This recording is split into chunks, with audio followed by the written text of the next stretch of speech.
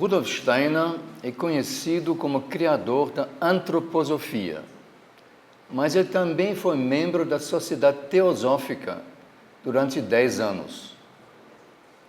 Ele tem uma obra imensa.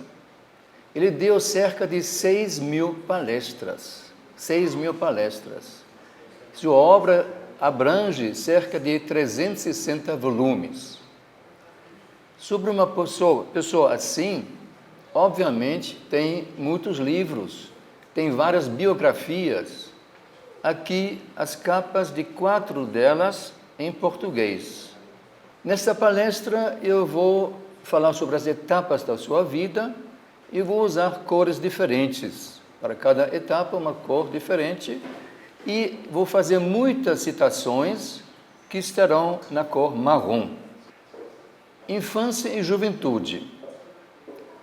Rudolf Steiner era filho de austríacos. Portanto, sua língua materna era o alemão, porque na Áustria fala-se alemão. Seu pai era ferroviário, até mesmo chefe de estação, mas mesmo assim a família tinha uma vida bastante simples, humilde, relativamente pobre. E o pai foi transferido várias vezes, então eles moraram em várias pequenas cidades. Rudolf Steiner nasceu em 1861 em Kraljevic, na Hungria, fica hoje na Croácia, sendo que a Hungria estava ocupada pelo Império Austríaco. Ele achava a escola primária enfadonha, mas ele lia muito em casa. Aos 15 anos, ele deu aulas de reforço para os colegas. Aos 16 anos, já leu a Crítica da Razão Pura de Kant, do filósofo Kant. Ele estudou latim e grego sozinho. Em 1879, concluiu a escola secundária com distinção. Viena, outra etapa. Seu pai pediu transferência para uma pequena cidade perto de Viena para que o filho pudesse fazer um curso superior. E assim, em 1879, ele ingressou na Faculdade Técnica em Viena, estudando matemática e ciências naturais. Mas ele também frequentava aulas de filosofia, história e religião na Universidade de Viena. Ele admirou muito um professor de literatura alemã, Karl Julius Schröer. Sobre ele disse: um homem que tenho em grande estima e respeito como sábio, poeta e ser humano. E esse professor Schröer o introduziu ao mundo de Goethe.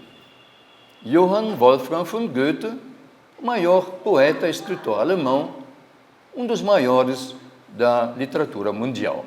Aos 21 anos, por recomendação de Schröer, Rudolf Steiner se tornou editor dos escritos científicos de Goethe. Aqui uma foto dele, do Rudolf Steiner, nessa época. Aí diz o biógrafo Hemleben: até nossos dias não foi escrito um comentário melhor, ou seja, mais compreensivo, às escritas botânicas e zoológicas de Goethe.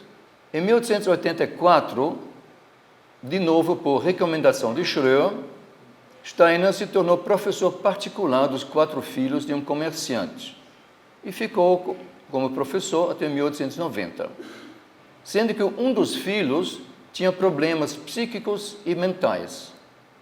E diz o biógrafo Hemleben: sem esse aprendizado de 7 anos, é duvidoso que Steiner tivesse a possibilidade de tornar-se o inaugurador de um movimento de pedagogia curativa. Aos 25 anos, ele publicou sua primeira obra filosófica, Linhas Básicas de uma Epistemologia da Cosmovisão Goetheana. Ele ficou em Viena de 1879 a 1890. Durante esse tempo, ele teve contatos com muitas personalidades de várias áreas, principalmente da filosofia, da literatura, das artes. Também teve contato com um grupo teosófico, mas pouco depois se afastou dele.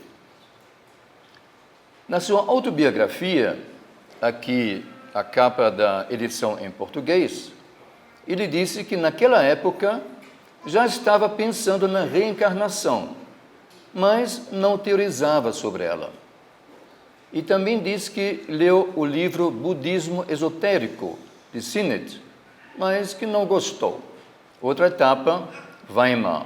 Aqui uma foto dele naquele período.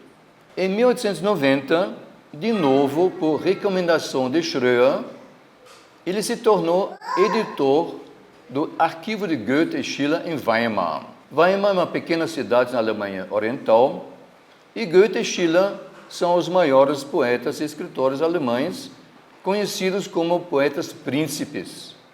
E aqui uma estátua dos dois em Weimar. Aqui, só para você ter uma ideia, um mapa da Alemanha e da Áustria. Ele nasceu, então, aqui, perto de Zagreb, hoje na Croácia, onde tem essa cruzinha. Foi para Viena, Wien, em alemão, e agora foi para Weimar, onde tem essa outra cruz, perto de Dresden, é uma cidade pequena, portanto, não está aqui marcada. Mais tarde, ele irá a Berlim. Em 1891, ele completou seu doutorado com a tese A Questão Fundamental da Teoria do Conhecimento, com consideração especial à doutrina da ciência de Fichte. Fichte é um importante filósofo alemão. Uma parte dessa tese foi transformada em livro, que ele publicou em 92, com o título Verdade e Ciência, Prelúdio à Filosofia da Liberdade. Agora eu tenho que falar de 3 autores alemães importantes para Rudolf Steiner: o biólogo Ernst Haeckel, o filósofo Max Stirner e o filósofo Friedrich Nietzsche. Haeckel era o maior defensor do darwinismo na Alemanha. Steiner escreveu vários ensaios sobre Haeckel, o mencionou inúmeras vezes e o defendeu ainda em 1900 no artigo Haeckel e seus opositores.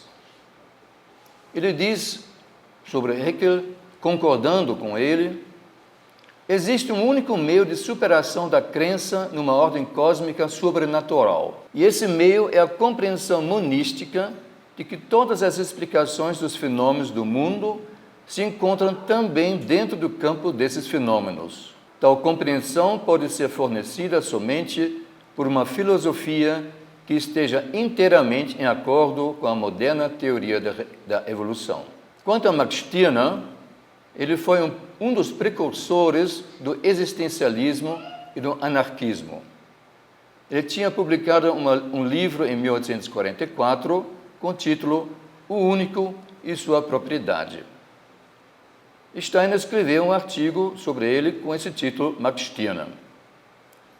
Ele cita Stirner, também concordando com ele: em vez de servir a um outro egoísta que eu colocasse acima de mim, prefiro eu mesmo ser o egoísta. E quanto a Nietzsche, em 1889, quando ainda estava em Viena, Steiner já tinha lido obras de Friedrich Nietzsche. Para ele, o super-homem de Nietzsche é o ser humano liberado de todas as normas, que não quer ser mais a imagem de Deus, um ser que agrada a Deus, um bom cidadão, etc., e sim que quer ser ele mesmo e nada mais, o puro e absoluto egoísta. Influenciado pelas ideias de Max Stirner e de Nietzsche, ele publicou em 1894 o livro Filosofia da Liberdade, que é considerado sua obra-prima filosófica. Eu vou citar apenas algumas afirmações feitas nesse livro. Um ser livre é aquele que pode querer o que considera correto. O homem livre age de acordo com seus impulsos, que são intuições escolhidas pelo pensamento de dentro do todo de seu mundo de ideias.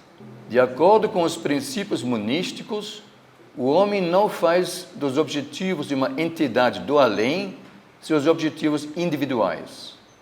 Ele persegue seus próprios objetivos, fornecidos pela sua fantasia moral. O Deus, concebido através de conclusões abstratas, é apenas o homem transferido para o além. E o biógrafo Maia diz: Steiner chama de monismo essa cosmovisão que busca todos os princípios para a explicação do mundo no âmbito exclusivo da realidade e jamais nos remete para um além inacessível. Em 1895, ele recebeu o convite da irmã de Nietzsche para inventariar as obras do filósofo. E assim ele elaborou a primeira bibliografia de Nietzsche. Ele escreveu vários ensaios e resenhas e se tornou o primeiro defensor de Nietzsche. E no mesmo ano, escreveu o livro Friedrich Nietzsche, um lutador contra seu tempo. Vou fazer aqui um parêntese sobre problemas de tradução. A palavra espírito tem vários significados. A palavra alemã Geist também tem vários significados. Por exemplo, intelecto, mente e também espírito. Então, o adjetivo geistig pode ser intelectual ou espiritual. Por exemplo, geistige Kultur é a cultura intelectual. E em vários livros em português tem a tradução errada para esse período, para esse contexto de espiritual. Nesse período sobre o qual estou falando, esse geistig quer dizer intelectual. Somente mais tarde significaria espiritual. Por exemplo, geistige Welt será mundo espiritual, Geisteswissenschaft, a ciência espiritual. Outra etapa, Berlim. Em 1897, quando ele tinha 36 anos, ele recebeu o convite e se tornou redator do Magazine de Literatura em Berlim. Cabe dizer que, até então, Steiner sempre teve dificuldades financeiras, ele era bastante pobre. Agora, nesse magazine, ele ainda ganhava pouco, mas pelo menos tinha um emprego estável, pela primeira vez. E em Berlim, aconteceu uma reviravolta. Ele começou a gostar de noitadas, bebia noites inteiras com amigos poetas, artistas, anarquistas. Ele era um boêmio intelectual. Diz um autor sobre ele, um intelectual cigano. Se não tivesse um emprego estável, talvez tivesse naufragado. E o crítico de arte John Tchaikovsky diz: quanto à sua cosmovisão, ele era hegeliano, materialista e ateísta. Politicamente, ele se dizia anarquista, e nós, social-democratas, eram considerados burgueses. No seu modo de vida, ele era um libertino, achando enorme prazer na vida terrena, gozando-a bastante desenfreadamente. Qual seria a explicação dessa reviravolta? Talvez a seguinte: até então, ele tinha se interessado somente por assuntos intelectuais, filosofia, literatura, arte, etc.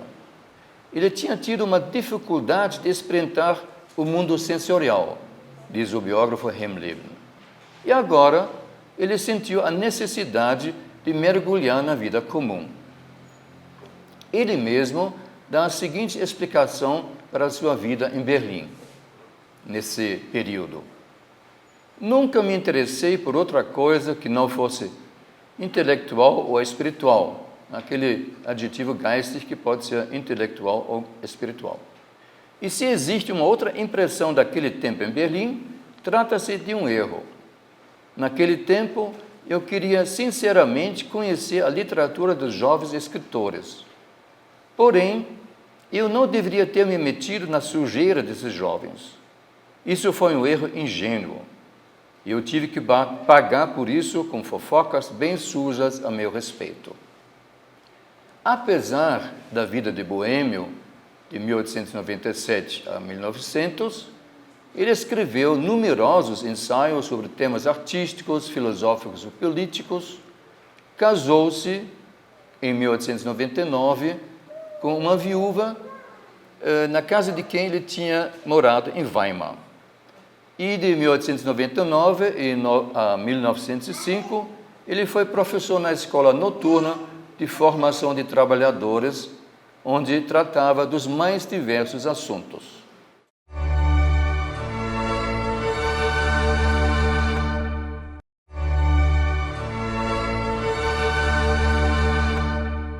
Nova reviravolta. Como vimos, Steiner era admirador de Haeckel, de Stirner e de Nietzsche. Era um individualista, positivista e livre pensador. Ainda em 1898, ele afirmou: queremos ser combatentes para o nosso evangelho, a fim de que no próximo século surja um novo gênero humano que saiba viver satisfeito, alegre e orgulhoso, sem cristianismo, sem olhar para o além. E depende uma mudança radical. Steiner fala de uma provação da alma na virada do século. Um outro autor, o biógrafo Bayer, faz uma comparação dessa reviravolta com a conversão de Saulo em Damasco, quando Saulo se tornou o apóstolo Paulo. Vejamos os acontecimentos. Em 1900, ele deixou o trabalho no Magazine de Literatura. Ele recebeu o convite para uma palestra sobre Nietzsche num grupo teosófico.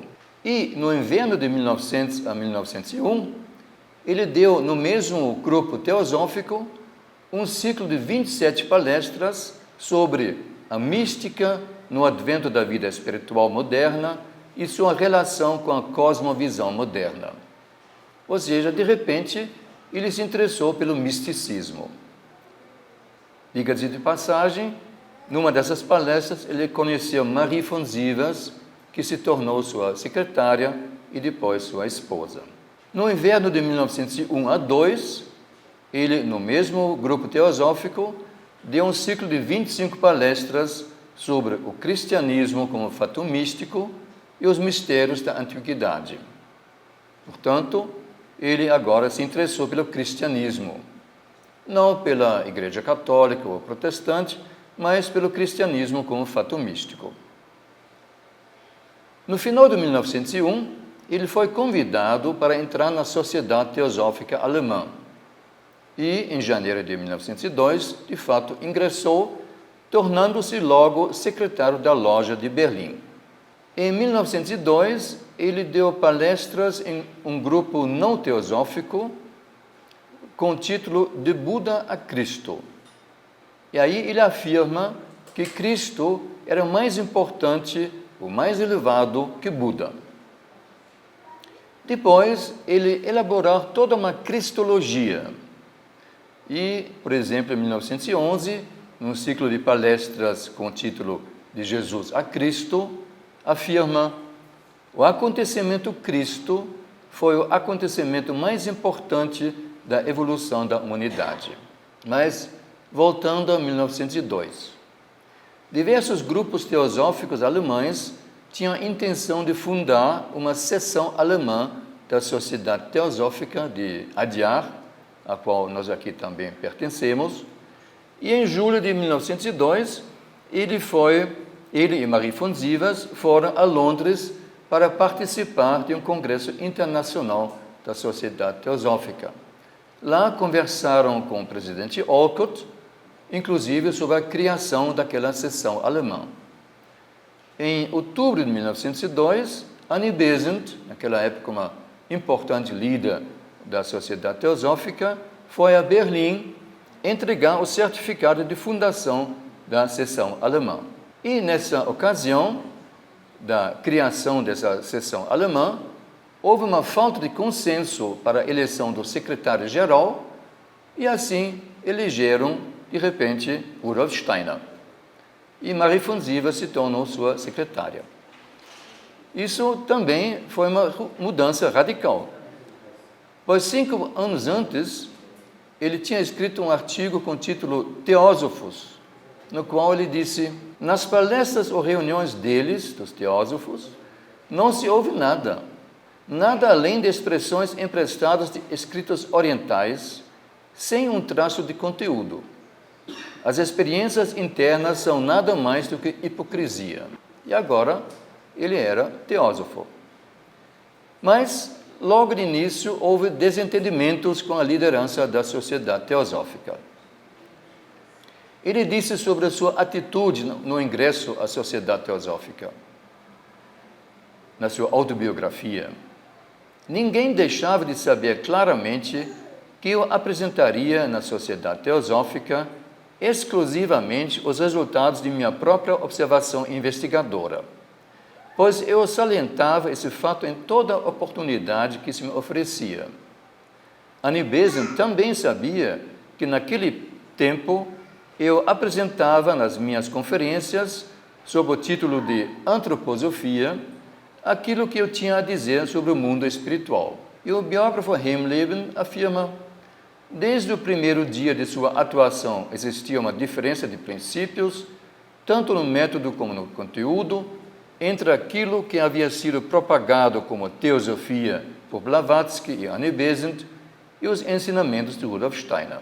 Alguns teósofos achavam que era necessário manter certos conhecimentos em segredo.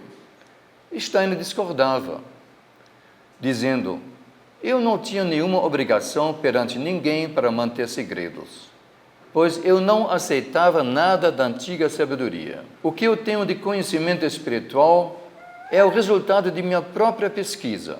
Somente quando alcancei algum resultado, consulto aquilo da antiga sabedoria que já foi publicado para mostrar a concordância e, ao mesmo tempo, o progresso que é possível para a pesquisa moderna. Como teósofo e como secretário-geral da seção alemã, ele fez inúmeras viagens como palestrante. Primeiro na Alemanha e, a partir de 1906, também na França, Escandinávia, Holanda, Suíça. Ele, em geral, falava diante de plateias teosóficas, mas também diante de outras. Ele recebeu certas críticas. Algumas pessoas diziam que ele aproveitou a Sociedade Teosófica para difundir suas próprias ideias. E ele se justifica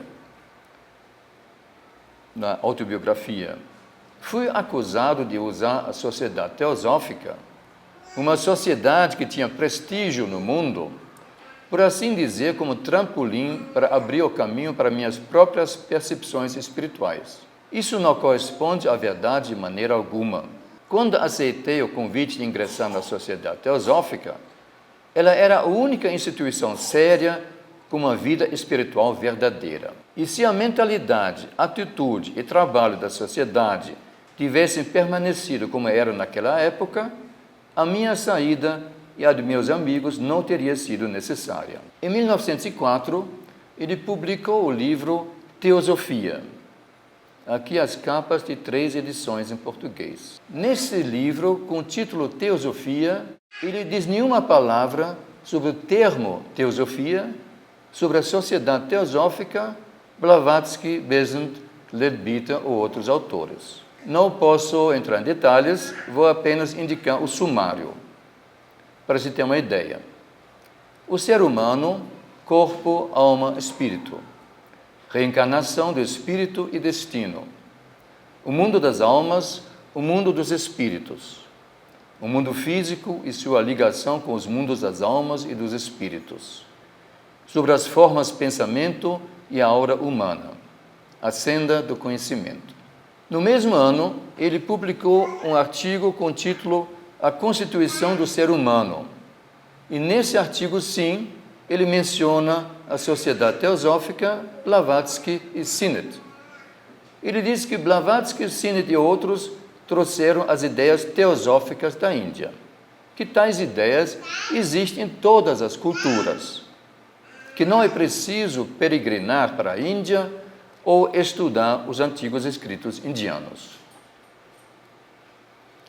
Vou agora falar um pouco sobre sua aquisição de conhecimentos espirituais.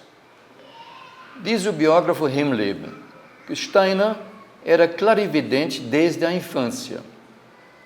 Aos 7 anos, mais ou menos, ele podia ver, vivenciar almas de pessoas mortas.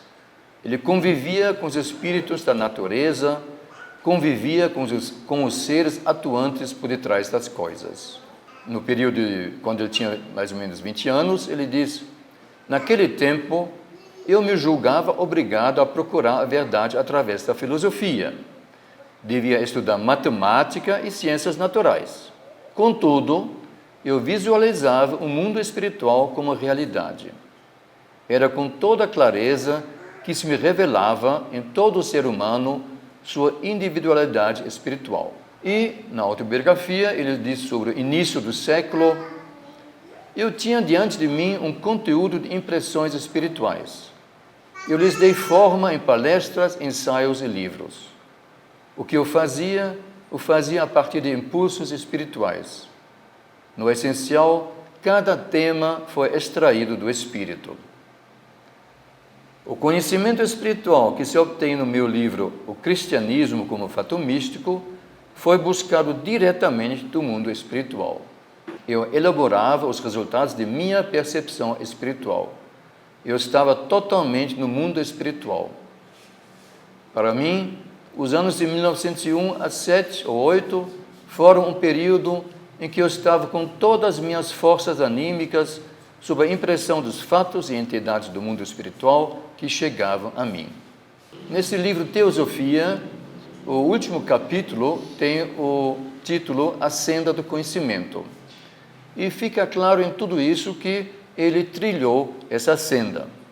Ele também afirma que todo mundo pode obter os conhecimentos da ciência espiritual, da qual trata o livro Teosofia. Mas ele afirma também que nessa senda há certas atitudes importantes. Consciência, o fato de estar consciente, não estar em transe. A renúncia ao fruto da ação. Amor, afastamento da vida sensual. Mas também é necessária uma iniciação pelas grandes potências espirituais que guiam a humanidade. De 1904 a 5, ele publicou uma série de artigos com o título da Crônica de Akasha, sobre cosmologia, história oculta, Atlântida, etc. E no prefácio ele diz: quem conseguiu a capacidade de percepção dentro do mundo espiritual vê os acontecimentos passados no seu caráter eterno. Em 1904, também, ele entrou na escola esotérica da Sociedade Teosófica. Ele foi criticado por causa disso. Ele explica na autobiografia: eu tinha colocado meu agir teosófico dentro da Sociedade Teosófica. Por isso, eu tinha que saber o que se passava nela. Por causa dessa informação, e também porque eu mesmo achava necessário um grupo mais restrito para os mais avançados na percepção espiritual, ingressei na escola esotérica. Em todo lugar, eu queria partir das coisas já existentes, daquilo que estava dado historicamente. É assim que fiz com a Sociedade Teosófica e foi assim que eu queria fazer com a escola esotérica. Por isso, meu círculo mais restrito existiu inicialmente em conexão com essa escola, mas a ligação estava somente nas instituições, não naquilo que eu dava como informações do mundo espiritual. Com o tempo, houve um agravamento dos desentendimentos com a Sociedade Teosófica. Na seção alemã, a grande maioria dos membros apoiava Steiner. Ele diz na sua autobiografia: a partir de 1906, ocorriam na sociedade atividades que lembravam os excessos do espiritismo e que tornavam necessário frisar cada vez mais o fato de a parte dessa sociedade que se achava sob a minha égide não ter absolutamente nada a ver com isso. Essas atividades alcançaram o auge quando se afirmou que um rapaz hindu era a personalidade em que o Cristo se apresentaria em nova vida terrena. E sabemos que, em 1910, Krishnamurti foi declarado veículo do novo instrutor do mundo. No mesmo ano, ele publicou o livro Um Esboço da Ciência Oculta, que em português tem um título apenas de A Ciência Oculta.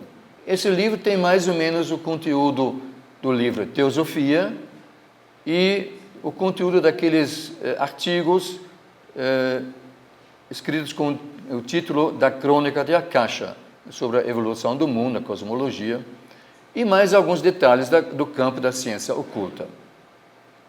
Acontece que, novamente, nesse livro Ciência Oculta, ele não faz nenhuma menção à doutrina secreta, a Blavatsky ou à Sociedade Teosófica. Cabe dizer que a seção alemã da Sociedade Teosófica, sob a liderança de Steiner, evoluiu de 130 membros em 1903 para quase 2.500 membros em 1912. Em 1911, ele fundou a Associação para Trabalho Antroposófico e, no ano seguinte, exigiu a saída dos membros alemães da Ordem da Estrela do Oriente, que tinha sido fundada para apoiar Krishnamurti. Em dezembro de 1912, a direção da seção alemã solicitou a demissão de Annie Besant do posto de presidente da Sociedade Internacional. E ele mesmo, Rudolf Steiner, fundou, no mesmo mês, a sua Sociedade Antroposófica, sendo que 90% dos membros da seção alemã, mais ou menos 2.400, seguiram Rudolf Steiner. E, em janeiro de 1913, a seção alemã foi excluída da Sociedade Teosófica.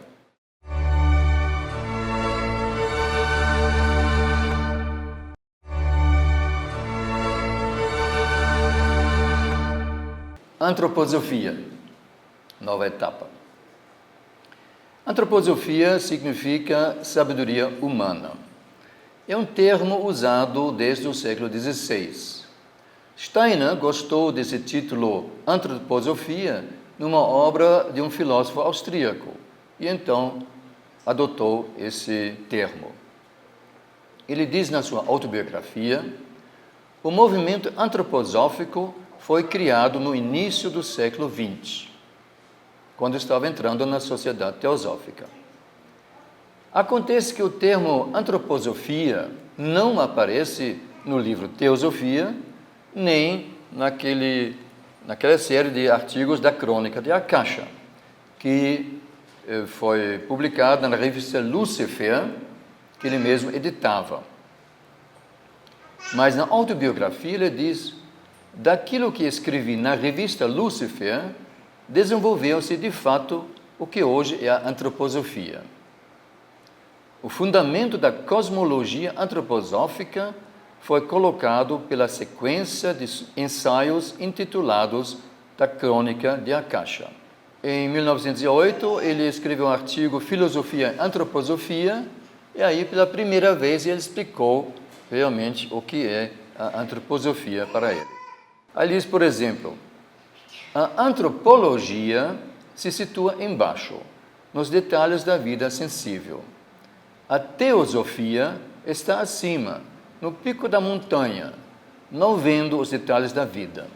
A antroposofia encontra-se no meio. E em 1916, iria esclarecer, a antroposofia é o conhecimento do homem espiritual. Esse conhecimento não se refere apenas ao homem, mas é um conhecimento de tudo aquilo que o homem espiritual pode perceber no mundo espiritual, da mesma forma que o homem comum percebe no mundo o sensório.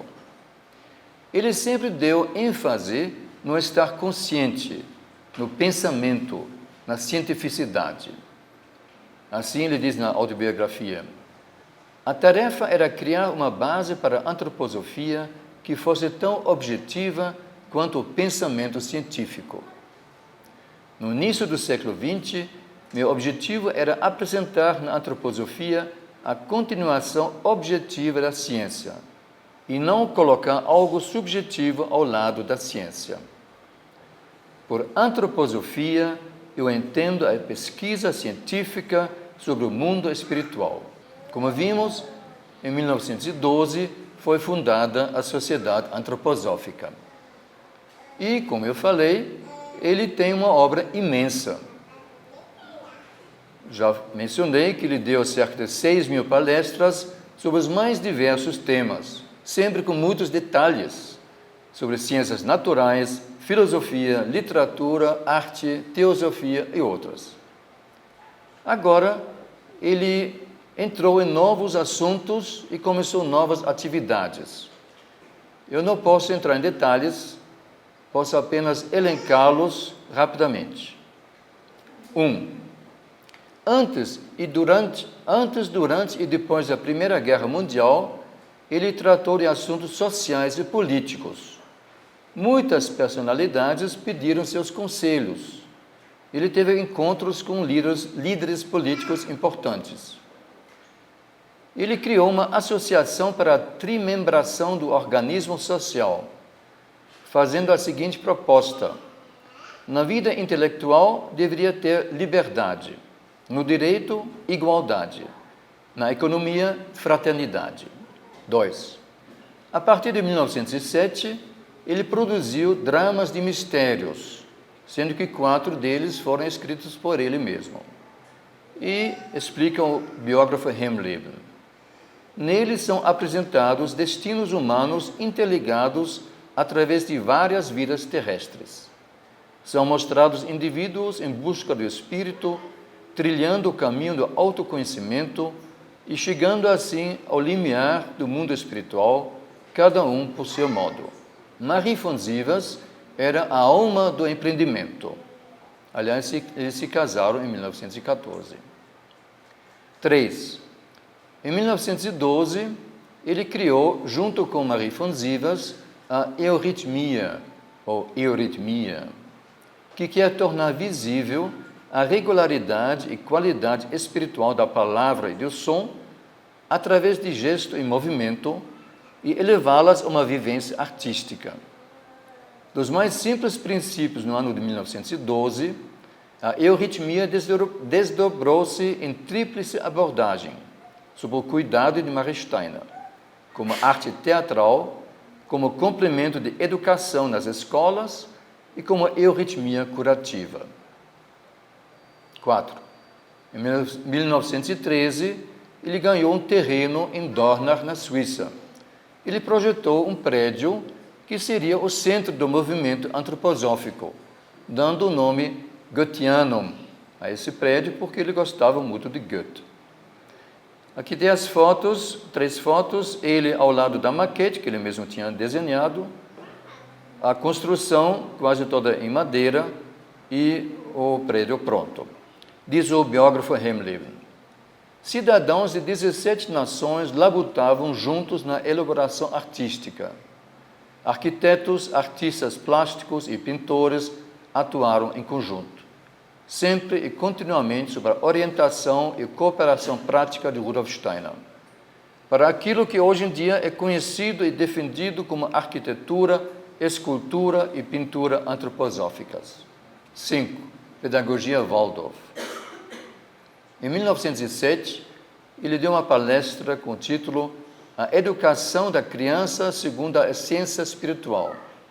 Mais tarde, ele recebeu um convite do diretor da empresa Waldorf Astoria, uma fábrica de cigarros, mas que estava preocupada com o bem-estar dos operários e de seus filhos. Um convite para criar uma escola para esses filhos. E assim surgiu, em 1919, a primeira escola Waldorf. E de 1919 a 24, Steiner proferiu na Alemanha, Inglaterra e Holanda nada menos de 15 ciclos de conferências para professores e educadores, nas quais dava as ideias pedagógicas básicas segundo sua antropologia antroposófica. 6. Medicina antroposófica. Em 1911, deu um ciclo de conferências sobre fisiologia oculta.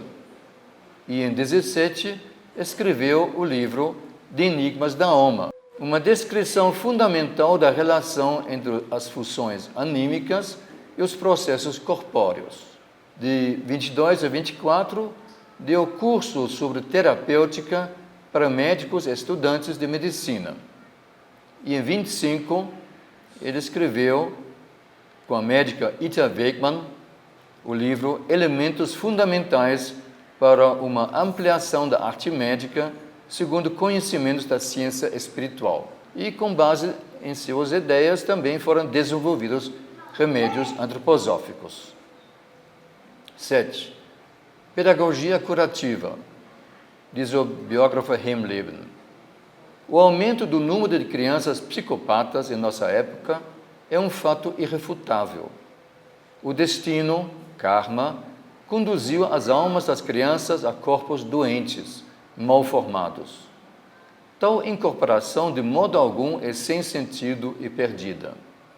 Ela possibilita vivências e experiências que, na vida depois da morte, são assimiladas pela individualidade eterna e amadurecem para novas forças de uma próxima encarnação. Por isso, se trata de ir ao encontro das crianças doentes com o máximo de compreensão e amor. Num curso em Dornach, em junho de 1924, Steiner transmitiu ao primeiro grupo de futuros pedagogos curativos os conhecimentos mais detalhados das doenças infantis, dirigiu-lhes o apelo por uma vontade de sacrifício para a profissão abnegada de pedagogia curativa. 8. Comunidade de cristãos. Disse Steiner, citado por Hemleben. Não se pode converter a antroposofia diretamente numa religião. Entretanto, de uma antroposofia verdadeiramente entendida, também nascerá uma necessidade religiosa realmente genuína. Porque a alma humana precisa de diversos caminhos para ascender rumo à sua meta. Precisa não somente do caminho pelas forças cognitivas, necessita também sentir-se permeada do calor e fervor que propicia o sentimento genuinamente religioso. Em 1921, um grupo de jovens teólogos pediu conselho e, ainda segundo o biógrafo Hemleben, para a surpresa de muitos, Steiner provou ser um teólogo muito versado e, ao mesmo tempo, profundamente devoto, que não só conhecia os problemas eclesiásticos e culticos, mas também sabia dar conselhos. E em 22, foi fundada a primeira paróquia da comunidade de cristãos em Dornach, na Suíça. 9. A arte da fala. Steiner foi um grande orador.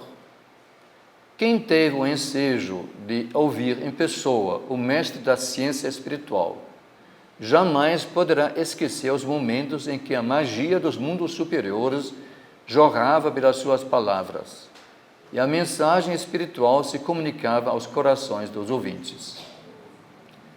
Assim, foi criado o curso de Dicção e Arte Dramática, que existe até hoje. 10. Agricultura.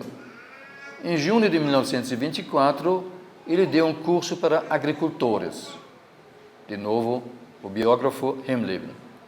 Um cientista espiritual e iniciado fala ante camponeses e fazendeiros sobre agricultura, pecuária, sobre adubação e rotação de culturas, silvicultura e administração agrícola. Com base em suas ideias, surgiu a agricultura biodinâmica. 11. Escola Superior ou Faculdade Livre de Ciência Espiritual. Ela foi fundada em 1924. Diz Steiner, o objetivo da sociedade antroposófica será a promoção da pesquisa no âmbito espiritual, ou da Escola Superior para a Ciência Espiritual é ser essa pesquisa propriamente dita. Então, ele fez muitas coisas nesses últimos anos, 23, 22, 23, 24, e por causa do excesso de trabalho, muitas palestras, muitos cursos, escritos, etc., ele ficou doente em setembro de 1924, mas ainda continuando trabalhando, ele escreveu sua autobiografia de 24 a 25 e faleceu em 30 de março de 1925. E com isso termino a minha palestra sobre a vida e obra de Rudolf Steiner. Obrigado.